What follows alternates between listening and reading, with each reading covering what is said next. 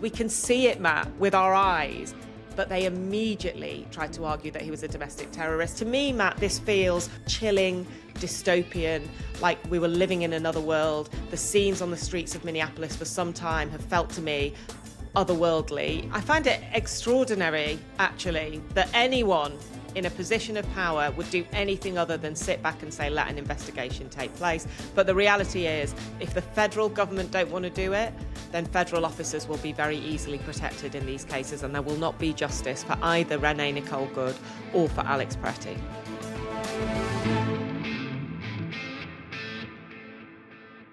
Hello and welcome to TrumpWorld. I'm Anushka Asthana and I'm in Minneapolis. And I'm Matt Frei and I'm in warm and slightly grey London. Anushka, I gather it's minus 18 where you are, but it feels like minus 27. It is so shockingly cold. I'm basically walking around in full ski gear. And actually, when I was talking to you on the news yesterday, I had to take my thumb out of my glove just to scroll on my phone in case anything changed while I was on air. And I honestly thought I might get frostbite on that thumb. You need new gloves, those gloves that allow you to scroll.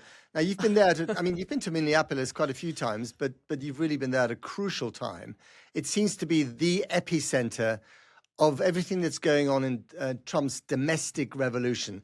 And yesterday we had a little bit of a change of tune and change of tone from the White House when, there were conversations being had. There seems to be some kind of drawback from the Trump administration after the killing of Alex Pretti at the weekend. Tell us about that. A very dramatic change in tone, for sure. The Trump administration definitely totally rattled by the reaction to the killing of Alex Pretti, which we're going to talk about. I'd like to talk as we go through why Alex Pretti has acted as a turning point in a way that Renee Nicole Good, who was killed here just a few weeks ago when we were here as well, was not. They know they went too far. They have angered not only their opponents, including the protesters we've seen here on the streets in those bitterly cold conditions that you've mentioned, Matt, but also some of their closer allies, including many in the gun lobby. And again, we've been talking to people on that side of things. Until now, there's been a kind of guy here who he's either the bogeyman or he's the folk hero, depending how you see him. His name is Gregory Bavino. He's been leading Border Patrol forces through the streets of Minneapolis. I've been in situations where there have been really tense standoffs between Border Patrol and protesters. The scenes here have looked like a war zone. And to be honest, that's what Donald Trump made clear he wanted. He told his military chiefs at one point, there's a war going on with an enemy within. It's been really shocking. I have been 3 times in recent weeks here, including before Renee Nicole Good was killed. People are hiding. They're hiding in their homes because they are so terrified of being rounded up and taken to a Texas detention center. They say it's all about violent criminals. That's not what I'm seeing. They're taking people really indiscriminately, or they have been. What is genuine, for sure, is they know they went too far. They are withdrawing Gregory Bavino.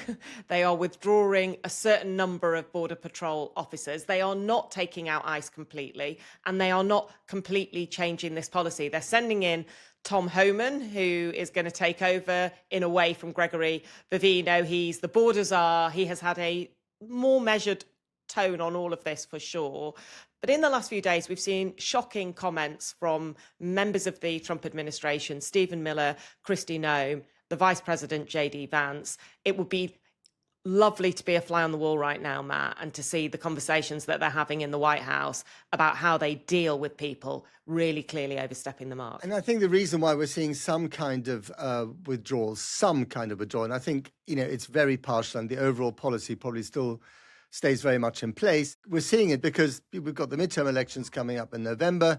And for the first time, really, we're seeing major backlash from Republican congressmen and women and Republican senators who are frankly simply afraid that they're going to lose their seats in the midterm elections if this sort of overt cruelty continues. Because even though the majority of Americans, voted for Trump largely because of his immigration policy, and they are still in favor of deportation, what they don't want to see is this kind of violence on the streets of America.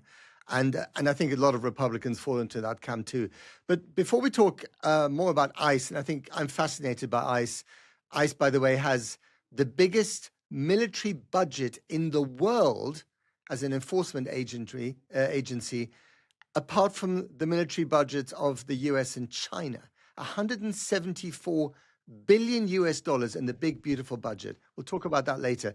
But I think to get some idea of how important this is, Anushka, just talk us through, frame by frame, if you don't mind, what we know about what actually happened to poor Alex Pretti on Saturday. I mean, one thing that has happened with the Alex Pretti killing is that the initial video that came out was very, very confusing. And then it took us a little bit of time to start to see it, as we have done before, from different angles and to see what really happened. So initially, the first video, very confusing, shocking. I was actually in a play centre, a trampoline park in Washington, D.C., as I saw it for the first time. And actually, I thought my son had gone to the loo, but he was standing over my shoulder. He's only 7. He saw a bit of it. I suddenly hid it from him. And later he said to me, Mom, I'm really scared in America right now. It's a shocking video.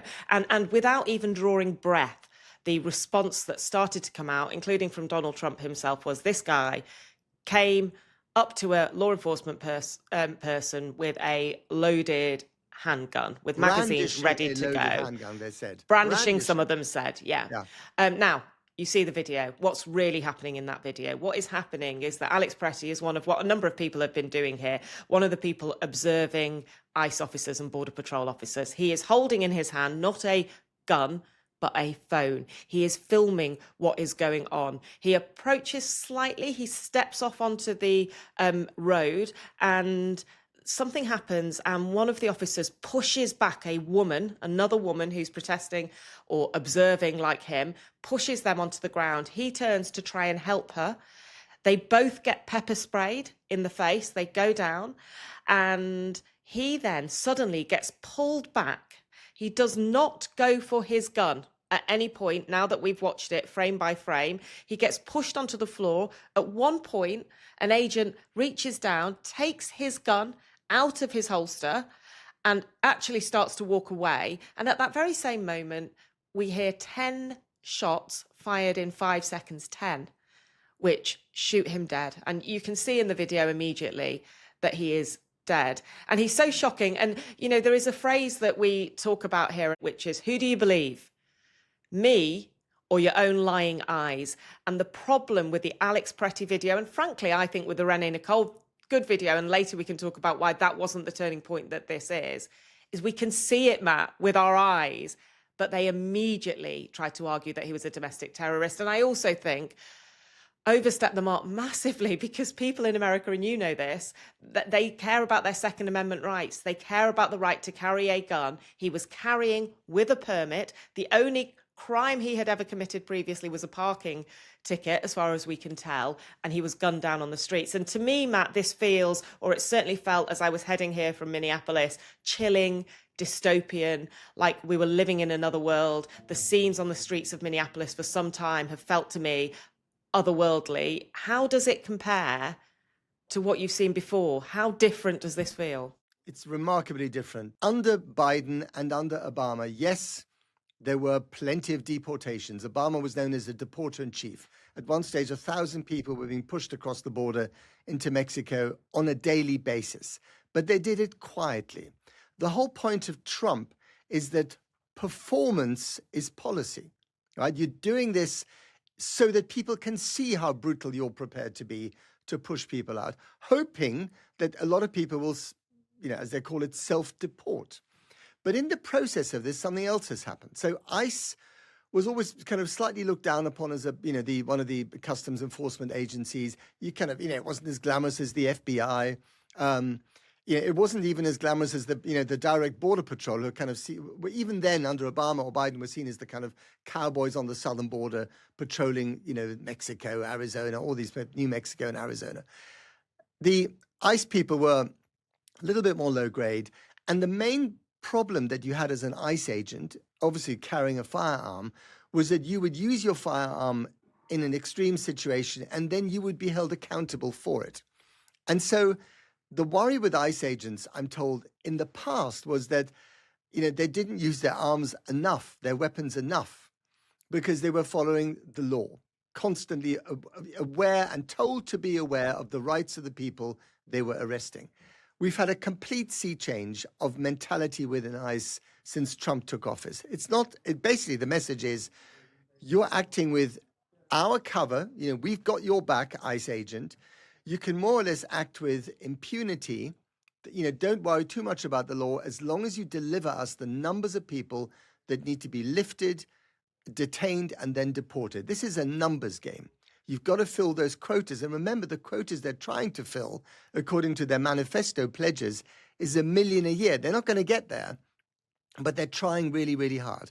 At the same time, ICE, and I mentioned this before briefly, has such a vast budget that this has never been seen before for any law enforcement agency, whether it's the FBI or the CIA, in the history of the United States. As I said, bigger than the military budget of any country in the world, apart from China and the US. The numbers of agents they've recruited has gone from 7,000 roughly under Biden to 12,000 under Trump. That's a significant increase.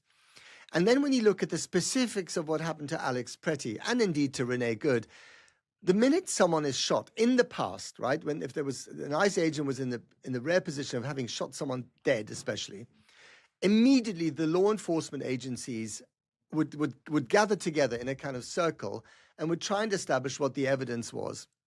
And the person who did the shooting would then probably be investigated. They're not necessarily charged, but they would want to find out what actually happened. In the case of Renee Good and the case of Alex Pretti, as you know, the evidence on the ground has been seized by the people who committed the killing, and the area basically blocked off to the police, the local Minneapolis police, let alone anyone else who was standing by. And I think for ordinary Americans who are wondering about the state of their republic, this is deeply scary. And remember, as I said, performance is policy. Trump wants people to be scared. He wants immigrant families who are undocumented to feel that they might be lifted at any moment, because the hope is that they'll self-deport. But in many cases, they won't, because they've been there for 10 years or 20 years. They've paid their American taxes. And remember, in America, if you're undocumented, if you're there as an illegal alien, there is no path to legality. There is no path to suddenly getting documented. You have to leave the country and then come back in again and wait for a very long time. And you could say that's just. But if you've been living in America and working and sending your kids to school and your kids have become American citizens because they were born there, then it's a much more complicated situation. And that's why I think you're getting all these citizens on the streets, like Alex Pretti, who was out there, a concerned citizen with his camera, with his iPhone, trying to make sure that they can enforce some degree of order within their community. And of course, you've got pumped up ICE agents, you've got angry local citizens. A clash is almost inevitable. But within that panic, and I'm sure, and from the first tape that you referred to, there clearly was panic. Within that panic, some terrible things have happened. And the guys I'd love to know who shot him. Did they have the training? Were they, had they been in ICE for a couple of months or for many years? This is all really important, but we don't know the answers to any of it because we're not being told. Anushka, when I was in Washington in the summer, I saw ICE agents on the streets. The thing that really struck me was the fear in the eyes of Hispanic parents taking their kids to school in the morning. You must have come across so much of that in Minneapolis. Tell us about it.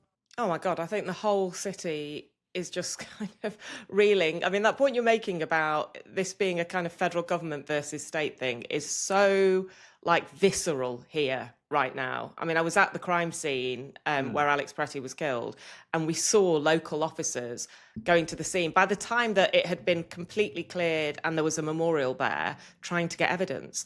And they hadn't been allowed to go and get evidence before that, which is just totally extraordinary. And the people who are dealing with this as a crisis kind of can't believe that it is a crisis caused by, in their eyes, their own federal government. But as you say, the human stories are behind the doors everywhere you look here, because there are genuinely loads of immigrants hiding in this city, including immigrants who have completely legal paperwork, but who have been taken. And I was with somebody yesterday who was a builder working on a roof, got stopped, had their paperwork, showed their paperwork to the officers. They said, this is garbage. They told him, you're effed. I won't actually say the word. They handcuffed him behind his hand. They got him to climb down a ladder with handcuffs behind his back. I know. And then the handcuffs were on for 2.5 hours. The shackles on his legs stayed on for 4 days. He was put into a Minneapolis detention center where there were dozens of people in a room, no beds. People had to take it in turns to sleep because not everybody could sit or lie down at the same time. The toilets were open, so you were sitting on the toilet next to someone else. They didn't have a blanket, and it's really cold here, as you've mentioned. They were sent to El Paso in Texas to another detention facility, and they were actually like relieved when they got there because they got a blanket, although they were then in a room with 72 people. And they were not allowed out to do exercise. And just bear in mind, this person is legal, has paperwork, is going to be released, and has to go through this. They can hardly communicate with their family, who are going completely crazy. Number of kids here in the US with US citizens who, by the way, are being made to carry their passports when they go out with them because people are so terrified, because the only people who are not being taken are the people who don't have their paperwork on them, and paperwork doesn't do. It has to be passports. Yesterday I was with a Somali family for the second time. We went to see them after Renee Nicole Good. She, again, legal, was stopped by multiple cars. Masked men got in her car, took her, 45-year-old mother of three, Maimuna. She was put in a Minnesotan jail for 2 weeks before she came home. These are not the kind of violent criminals that Gregory Bavino has been telling us in press conferences. He's been doing these extraordinary press conferences. He puts up what he calls the worst of the worst, the violent criminals they're taking off the streets. The reality is so many people are terrified. They're not even going to get medical help. We spoke to someone else, you talk about self-deporting, who said, I just need to self-deport. And just, I want to ask you what you're making of all this, but predating the stories we've seen since the killing of Renee Nicole Good, since the killing of Alex Pretti, and Maimuna, the Somali woman, said, they shot Alex, why wouldn't they shoot me?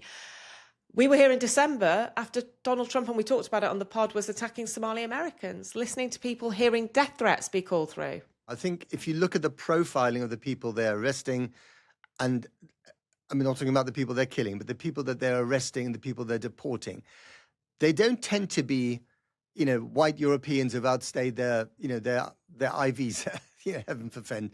They don't tend to be, I don't know, even, Asians from East Asia. They tend to be Hispanics.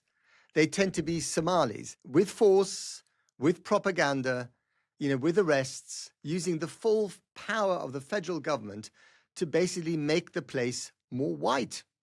And now you might say this is ridiculous, but if you look at the ICE website, the number of kind of messages that have come up, on the ICE website between, ICE departments and ICE agents, the mottos that they've used, this is from a different world, Anushka. This is not the ICE that people knew from, a year ago or 3 years ago.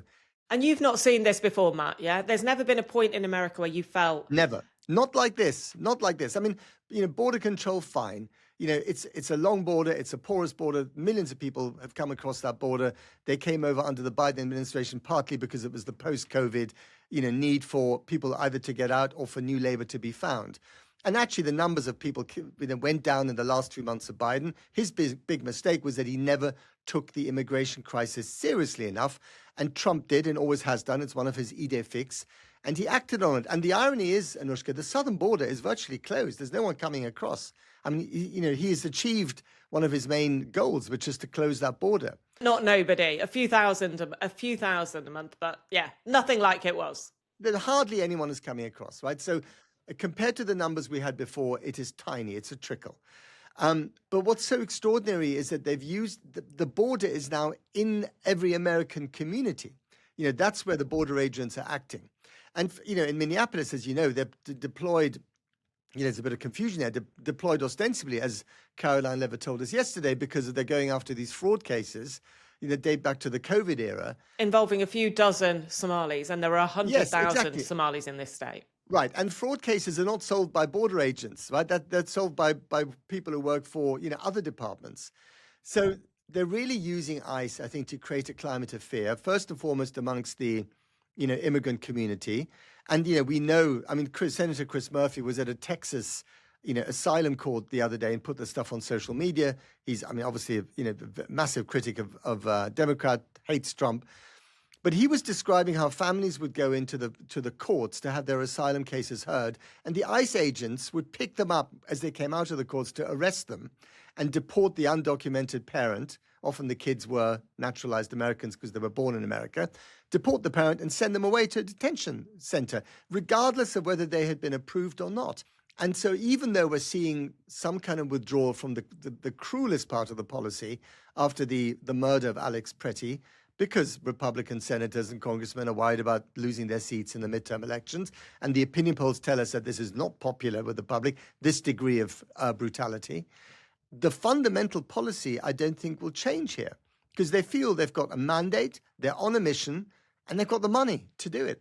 And again, it's a bit like, what happened after the murder of Charlie Kirk, what happened after, Renee Good, this immediate response from the administration to blame left-wing radicals and the Democrats makes me think that the other thing that's lurking behind us, the elephant in the room, is the Insurrection Act, where you basically use the military, use military force to end First Amendment, rights of freedom of speech and freedom to protest ahead of the midterm elections.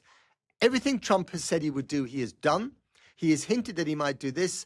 I wouldn't be surprised if he went this far. Watch that space.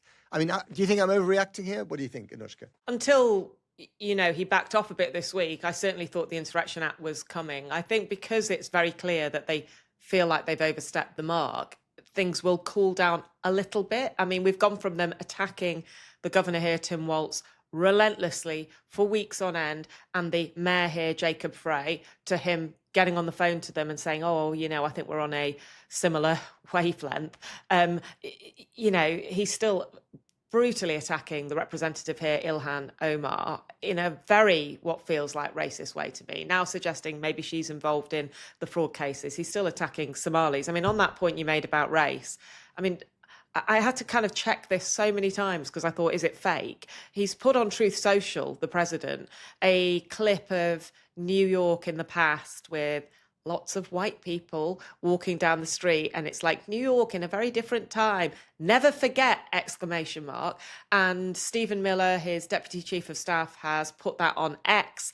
And, I've heard about lots of Stephen Miller conversations behind the scenes. There's no question. In fact, he says it out loud that he wants to see a country that maintains more of what he sees.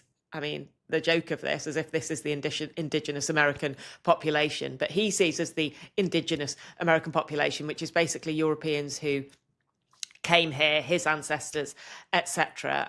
It feels so blatant, where even in 2020, it did not. Even in 2020, when George Floyd was killed on these streets, Donald Trump said, we'll get justice for George Floyd's family. But the reaction, when Renee Nicole Good was shot 3 times, including from the side when she was unthreatening and had turned her wheel and was moving away, they still felt very comfortable to say that she was threatening his life, that this was all down to left-wing activists.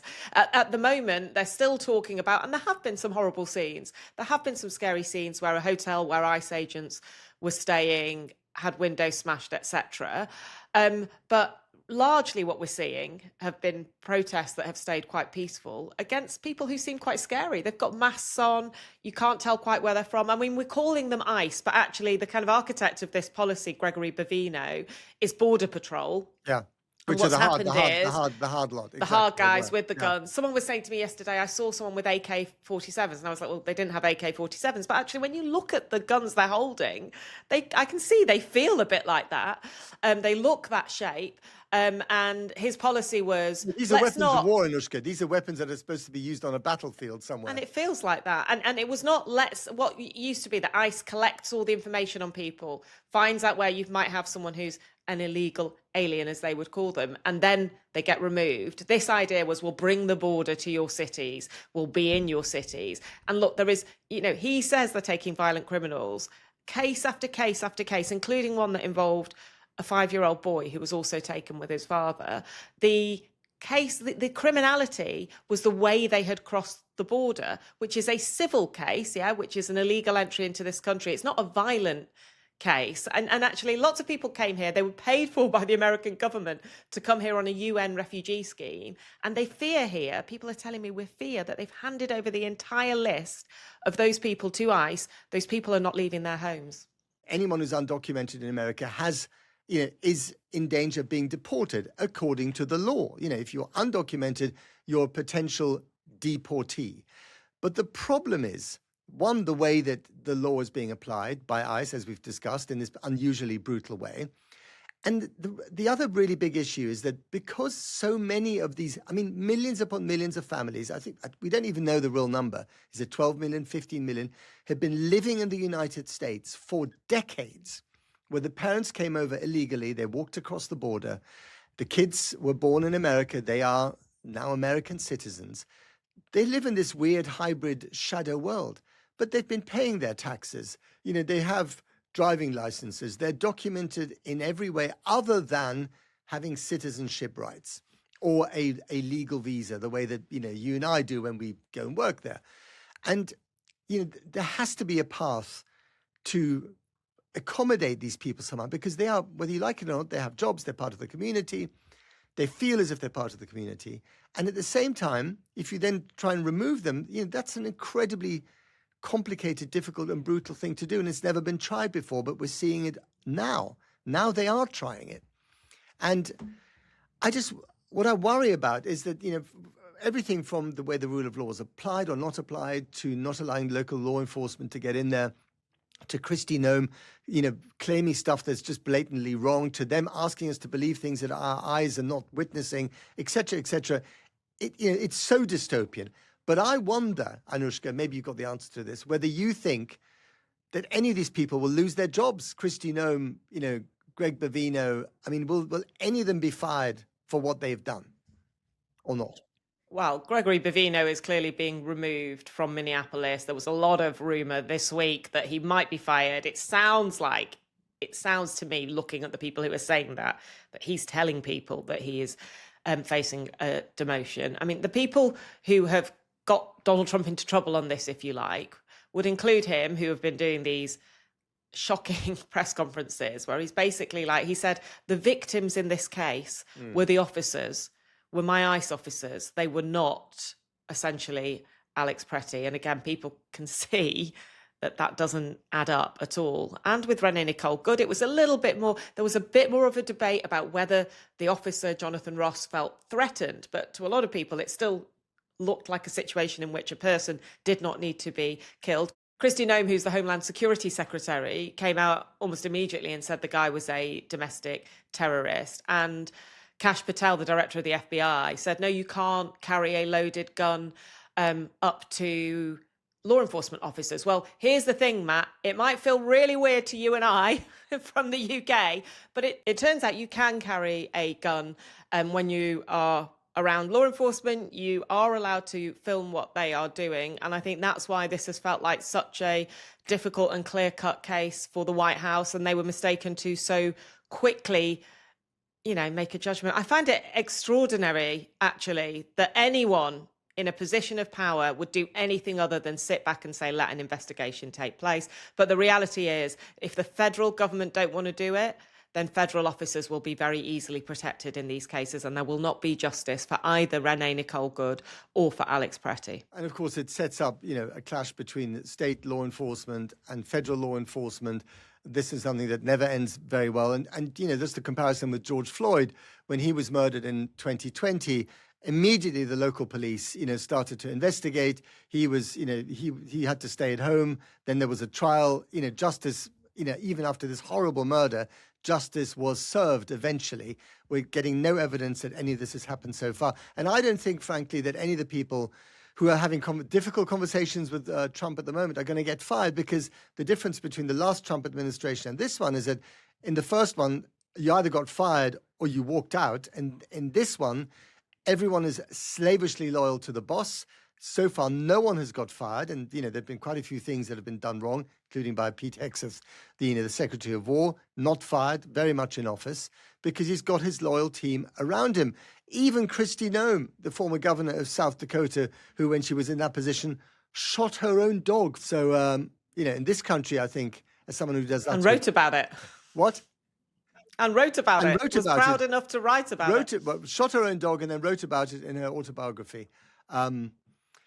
Anyway, so different kind of people we're dealing with, I suppose. Anyway, tell us about your guest, Anushka. Yeah, here I went up to the emergency operations centre here, where it's quite interesting. They wouldn't let us film it, but you can see they've got huge screens with maps of the city. They're tracking what's happening. Normally, they're dealing with natural disasters. Right now, they're trying to deal with the fallout of the crisis that they say has been caused by the federal government. And I spoke to its director, Rachel Sayre. Just tell me what your role entails. Yeah, so as the emergency management director, I make sure that our city is ready, prepared for any sort of large-scale emergencies, disasters, that we respond as a whole city, and that we can recover. Is this an emergency like that? What we're experiencing here are large-scale impacts to our community, and those impacts need to be urgently addressed. They include things like people need food, they need help making their rent this month, they need help with mental health resources. So those kind of impacts are really immediate and must be addressed. And impacts that are not from a natural disaster, but are from the federal government and its policy. That's right. That's right. What we're experiencing is a situation in which there are masked agents in the street and people are afraid to go outside. They're afraid to go to the grocery store. They're having to make impossible decisions. 16% of our city lives below the poverty line already, which means meeting basic needs already is extremely difficult. When you take away their ability to go to their job, their decisions get even harder every single day. Am I feeding this child? Or am I going to my job? How do I make that happen if I can't go outside?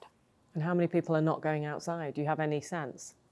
No, we don't know specifically, but I can just tell you in my conversations, it's so widespread. Businesses are closed.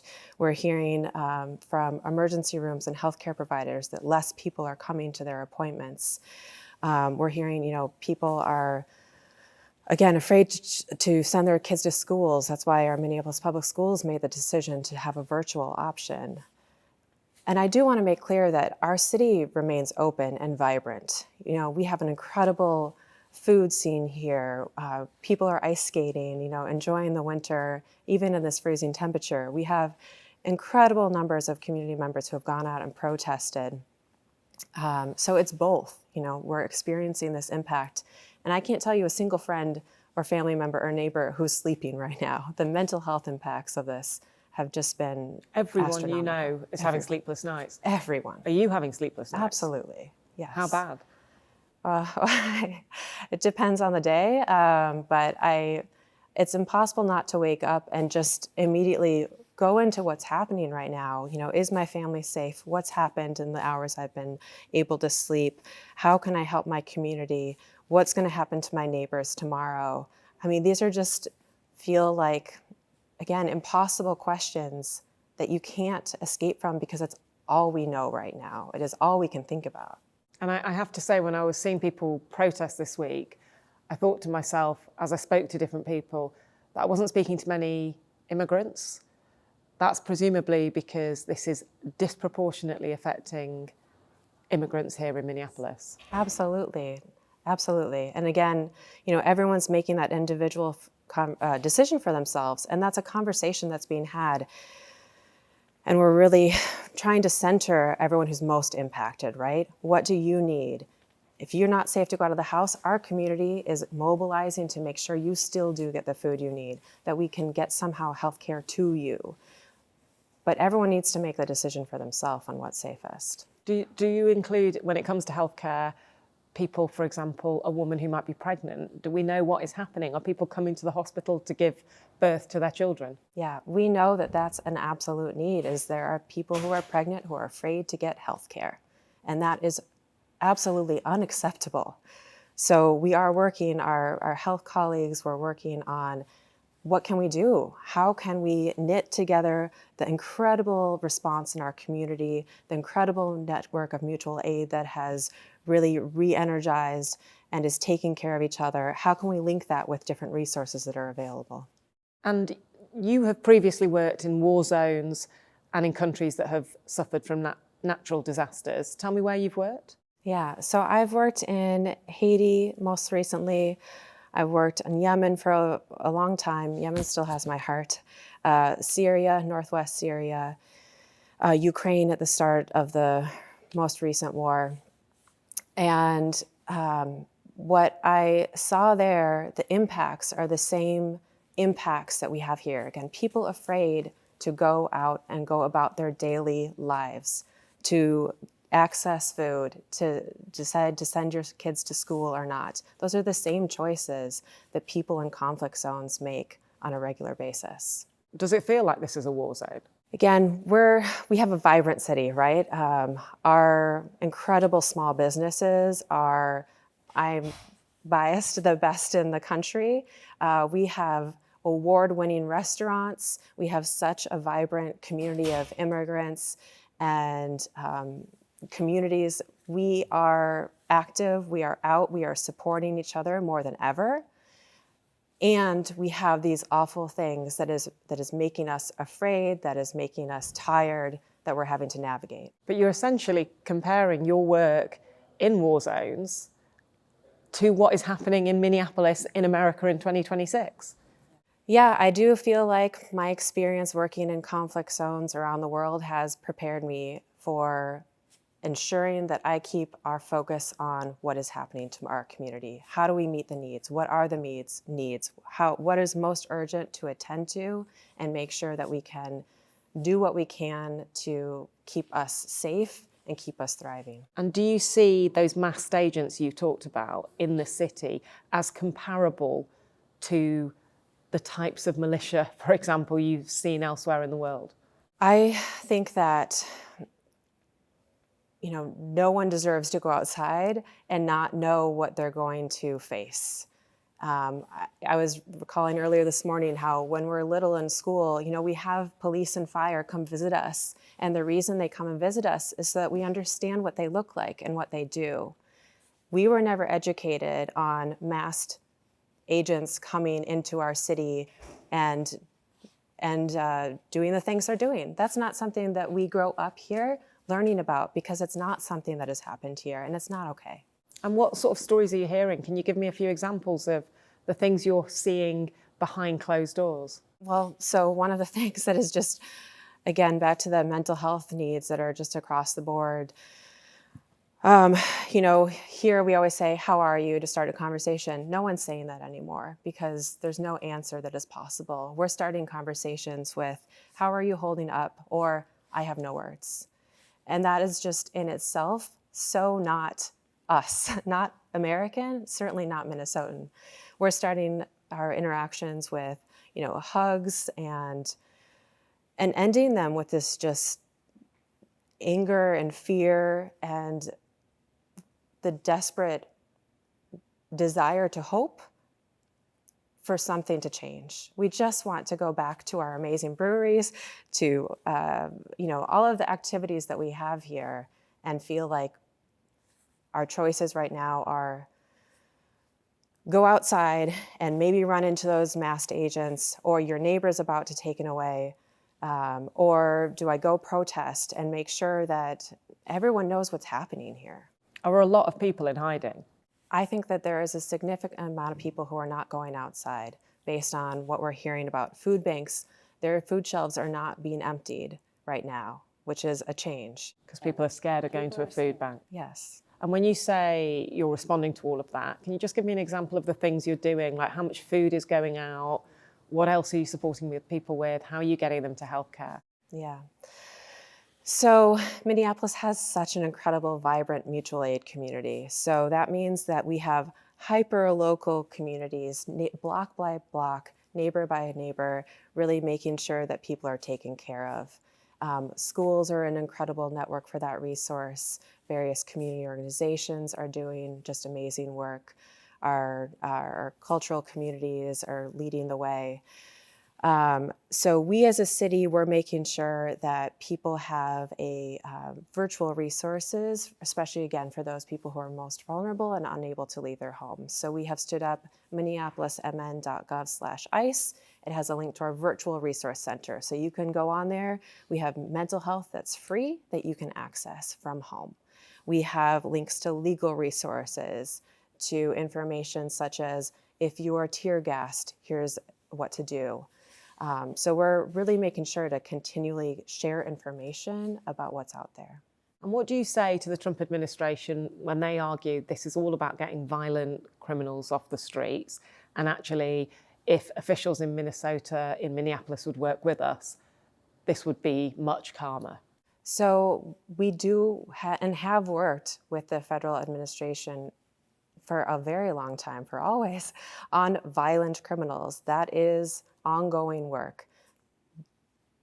But that's not what this is. I am now focused on the impact to our community because our neighbors are disappearing, because there are residents who are holding up a camera and instead of just being allowed to use their camera like anyone and anywhere in the world, they're having a gun pointed at them by a masked agent. That's not okay. So you just do not buy the argument that this is targeted at violent criminals? It's impacting everyone. If that's actually the target, it's impacting absolutely everyone. This is a city that has just been through so much. Does that impact how you're dealing with this now? Yeah. So I am hearing from communities that everyone is becoming familiar with this term of compounded trauma, which is just a tragic thing alone to have to understand what that means. But it means, it's just been thing after thing, and that's not fair. It's not okay. And I mean, just finally, you work in emergency responses. Like I said before, you've dealt with war zones, you've dealt with natural disasters. It seems to me that what you're saying is that Minneapolis is essentially in that situation because of a crisis caused by the federal government. I mean, can you get your head around that? And what is your message to the federal government as someone who's in charge of looking after people here in terms of an emergency response? Yeah. So I grew up here in Minnesota, and one of the things I was raised to do was just love my neighbor, take care of my neighbor. So that's my ask, is just let us love each other, let us take care of each other, and just let us have our lives. That's all we want. Do you accept what they say, that lots of people want this? I have not seen what they are trying to say we want in Minneapolis. We want to go back to the way our lives have been. And what disasters would you be coping with then? What would you like to be focused on? Yeah, well, I never would wish a disaster upon us, but the things we usually face here are extreme weather. So extreme cold like we've had recently. We prep every summer for tornado season, minor flooding. That's the kind of thing that we usually deal with here. And this must be expensive. How much is it costing the city and the state, but the city in your case, to deal with this? Yeah, we're working to figure that out. And the reality is, with these kind of large-scale situations, we're not going to know until quite after the fact, right? Rent is due on February 1st. We're going to not know the full scale of that until after, and we start seeing people who have to leave their home because they couldn't make rent. I would say in real terms right now, it's costing us things like, my team is responsible for the severe warning sirens in the city, and we have not had time to do the maintenance needed to make sure those are ready ahead of tornado season. So it's having that kind of real impact now. Wow, so you're worried about dealing with other issues? Absolutely. We have a lot of ongoing work that has all been on pause since this has occurred. Rachel, thank you very much. Thank you so much. Actually, the interview you just did with her reminds me of Hurricane Katrina in New Orleans in 2005, when America looked like a war zone, and the law enforcement agencies responded to it really badly. George Bush was really slow in his own response, and finally that did more damage to George W. Bush than even the Iraq War, and ultimately led to the victory of Barack Obama at the next presidential election. So when America, a country that likes to keep wars very much on the other side of oceans, begins to feel like a war zone at home, then there is political trouble. And it is something that is quite extraordinary and head spinning for the people who are trying to run this city and this state. I think they're hoping that Minnesota and Minneapolis will stop being quite such a flashpoint, but we must keep in touch with the people we've been meeting here to see whether that really happens. And it's only just the end of January, Anushka.